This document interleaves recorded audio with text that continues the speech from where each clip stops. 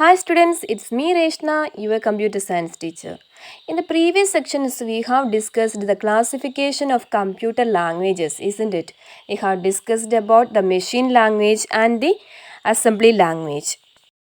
Also, we have discussed the advantages and disadvantages of these two languages, isn't it? And the need of translated programs is also discussed in the previous classes. In this section, we are discussing about high-level languages. It is a very simple and user-friendly language.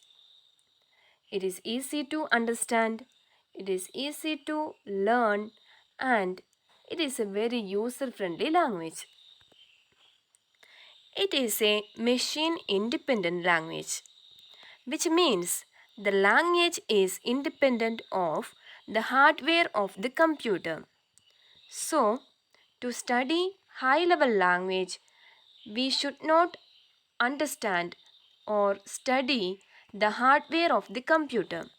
So, it is a machine-independent language. It sounds pretty, isn't it? Okay. High-level language use English and mathematical symbols like plus, minus, percentage, etc. for the construction. So, we have discussed about machine level language which consists of only ones and zeros, isn't it? And also we have discussed about assembly language which includes some English letters, and we are familiar with some of the words which is used in assembly language. And here in high level language we use English and mathematical symbols like plus, minus, percentage, etc. Here is a sample code of high level language. Okay. Here reading through the lines, REN, area of a square. Let side is equal to 5. Let area equal to 4 into side. Print area.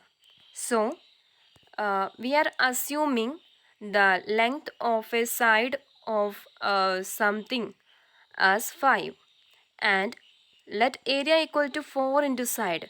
So, we are writing an equation area equal to 4 into side, which means 4 into, we have already given that side equal to 5. So, the computer will read the value 5 from that the word side.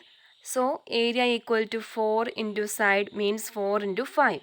Then print area. When you are giving a instruction to print the area, so here we will get the value which is assumed to the word area. So in the previous line, the command is that let area equal to 4 into side, that is 4 into 5. So we will get when we are giving a command to print the area, we will get the area as 4 into 5, which will give you 20. Okay, then you will get an answer like 20. Okay, instead of area, instead of the word area, you will get the number 20. Okay, I hope you understood. Now, anyway, we are discussing about advantages of high level languages. Some of the points that we have to consider is the debugging, portability and understandability of this language. So, uh, are you familiar with these words? Debugging, portability, understandability? No, isn't it? So, we can discuss about it. First, we can discuss about understandability. Understandability just means that it is easy to learn and use because they are similar to the languages used by us in daily life. You have seen in the previous slide that we have seen a sample code in which we can see some words like let area. Okay, so it is similar to our language, isn't it? So it is easy to learn and use the high level languages because they are similar to the human languages. Okay, so understandability. Here comes the point, portability. We have already said that the high level language is a machine independent language. Okay, that is, this language is independent of the computer's hardware. Okay, so a program written for one computer can run on different computer with minor changes or no changes at all. So a program written for one computer can be run on different computers. That computer may have small changes of the hardware or something like that, but we can use the program which is written for one computer on other computers. Okay, the program can be modified or not modified.